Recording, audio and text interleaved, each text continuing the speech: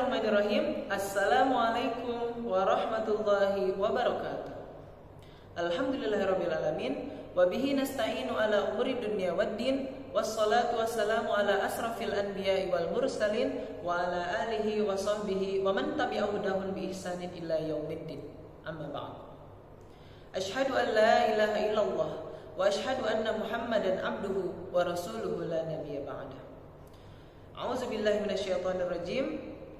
Kuntum khaira ummatin ukhrijat lin-nasi ta'muruna bil ma'ruf wa tanhauna 'anil munkar wa tu'minuna billah. Walau amana ahlul kitabi lakana khairan lahum minhumul mu'minuna wa aktsaruhumul fasiqun. Shadaqallahul azim. Alhamdulillahirabbil alamin. Di kesempatan yang baik ini, marilah kita bersama-sama memanjatkan puji serta syukur kita kepada Allah Subhanahu wa taala karena atas limpahan rahmat dan hidayahnya, hari ini kita masih diberikan kesehatan untuk melaksanakan ibadah puasa dan memperbanyak amalan-amalan tentunya. Kemudian tak lupa pula semoga salawat serta salam juga senantiasa tercurah limpah kepada baginda Nabi besar Muhammad sallallahu alaihi wasallam, kepada keluarga, kepada sahabat serta umatnya yang senantiasa selalu setia mengikuti dan mencintainya hingga akhir zaman. Dan semoga Allah Subhanahu wa taala juga meridhoi syafaat Nabi Muhammad sallallahu alaihi wasallam untuk kita semua di hari akhir nanti. Amin amin ya rabbal alamin. Dalam waktu yang singkat ini, di kesempatan kultum kali ini, izinkan saya Zahidul Mughni untuk menyampaikan suatu nasihat yang berjudul Menjadi Manusia yang Bermanfaat. Sangat baik sekali bagi siapa saja yang senang melaksanakan saum Daud, banyak melaksanakan zikir, sholat tahajud, dan senang bertilawah Al-Quran. Tetapi jangan lupakan, khairun nas anfa'uhum linnas. Sebaik-baik manusia adalah yang paling bermanfaat bagi manusia yang lainnya. Hadis riwayat Ahmad. Jadi ada amalan nih yang juga dapat mempercepat kedudukan kita di sisi Allah Subhanahu wa taala, yaitu adalah hidup yang senantiasa senang memberikan manfaat bagi orang lain. Jadi kalau kita sering mendengar sunnah, agak jarang nih terbayang dalam pikiran kita.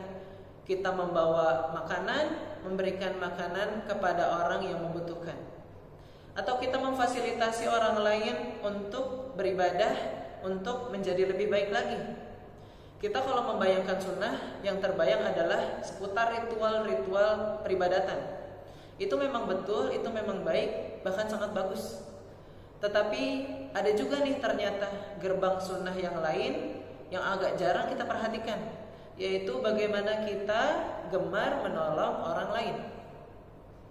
Wallahu fi aunil abdi makanal abdu fi auni akhihi. Allah akan selalu menolong orang yang senang menolong orang lain. Jadi ada dua ya. Yang pertama adalah kalau nih ada orang yang ibadahnya bagus, rajin melakukan amalan-amalan sunnah, ya itu memang betul, itu baik ya, alhamdulillah. Tetapi ternyata dia kikir, tidak peduli dan tidak mau menolong orang lain. Kikir juga tidak mau menginfakkan hartanya kepada orang yang membutuhkan. Tetapi sedangkan yang satunya lagi ibadahnya standar-standar, biasa-biasa saja beribadahnya, tetapi dia sangat gemar atau senang ketika dapat menolong orang lain. Nah, ini bisa jadi kedudukannya sama nih di hadapan Allah Subhanahu wa taala. Wallahu a'lam bishawab. Jadi kalau kita mau menjadi khairun nas anfa'uhum linnas, maka jadilah manusia yang paling baik dengan cara menjadi paling banyak memberikan manfaat bagi orang lain. Salah satunya adalah dengan memberi manfaat dengan dua hal. Yang pertama adalah dengan ilmu, dan yang kedua adalah dengan harta.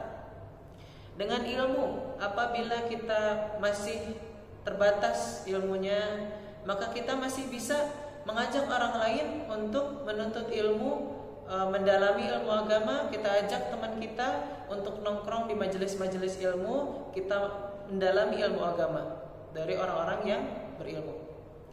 Atau sederhananya kita bisa juga memanfaatkan media sosial sekarang di zaman yang serba maju ini. Kita bisa kutip-kutip nasihat atau teladan-teladan Nabi atau orang-orang berilmu lainnya. Atau kita juga bisa kutip-kutip potongan-potongan ayat ya untuk kita share ya.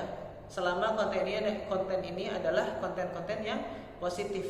Ini juga adalah suatu manfaat yang bisa dirasakan oleh orang lain. Kita juga jangan lupakan ada 3 amalan yang tidak akan terputus sekalipun orang itu setelah wafat. Yang pertama adalah sedekah jariyah, yang kedua adalah ilmu yang bermanfaat, dan yang terakhir adalah doa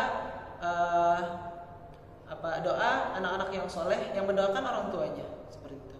Nah, jadi ilmu yang bermanfaat itu insya Allah amalannya tidak akan terputus. Kalau kita membagikan suatu ilmu ya, baligh anni walau ayah, sampaikan walaupun hanya 1 ayat, dan orang itu akhirnya mengamalkan ilmu itu. Kalau kita sudah wafat tetapi orang yang kita sampaikan ilmu tadi melaksanakan dan mengimplementasikannya dalam kehidupan ya, kita walaupun sudah wafat kita masih mendapatkan aliran pahalanya, seperti itu. Jadi sangat baik ya kita mendapat keuntungan dan kita juga memberikan keuntungan kepada orang lain. Itu yang pertama. Yang kedua adalah dengan harta ya.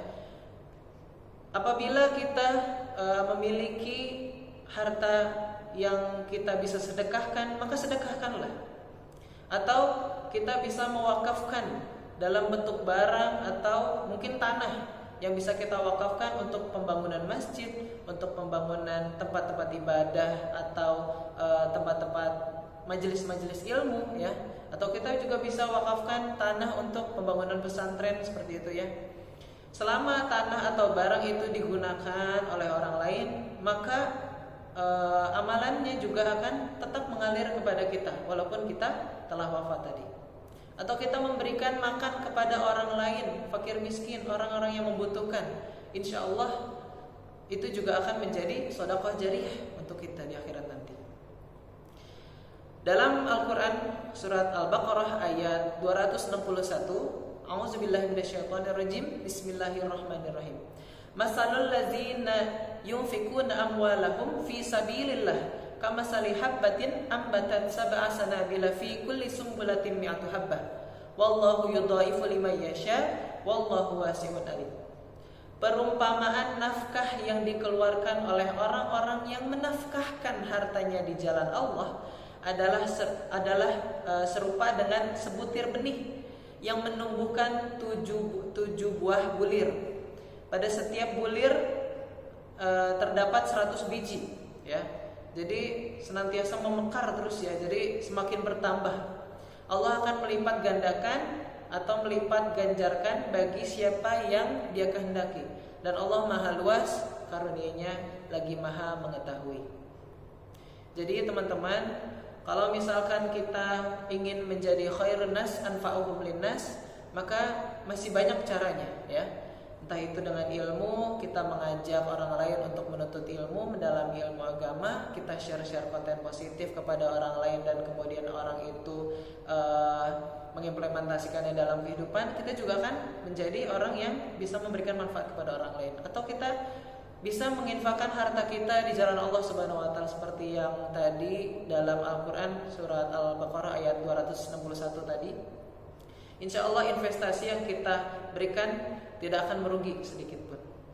Atau kalau misalkan kita atau kalau misalkan ilmu kita terbatas dan kita juga tidak punya harta untuk kita infakkan kepada orang lain karena kita juga masih membutuhkan ya, kita juga bisa menjadi orang yang bermanfaat dengan memanfaatkan tenaga kita ya, tenaga yang kita miliki atau dengan jasa atau keahlian-keahlian yang kita miliki. Contohnya kita memanfaatkan tenaga kita untuk membantu membersihkan masjid, membersihkan tempat-tempat majelis ilmu. Nah, itu juga bisa menjadi manfaat dan insya Allah akan meninggikan derajat kita di hadapan Allah Subhanahu wa taala. Atau ketika kita di jalan kita melihat penghalang-penghalang jalan, entah itu pohon tumbang atau kita melihat duri sekecil jari sekecil apapun kita singkirkan, maka itu akan menjadi pahala sedekah ya, insya Allah. Jadi teman-teman, marilah kita banyak-banyak melakukan perbuatan baik ya, karena wa ahsinu innallaha yuhibbul muhsinin, dan berbuat baiklah karena sesungguhnya Allah menyukai orang-orang yang berbuat baik. Surat Al-Baqarah ayat 195. Sesungguhnya rahmat Allah amat sangat dekat kepada orang-orang yang berbuat baik ya.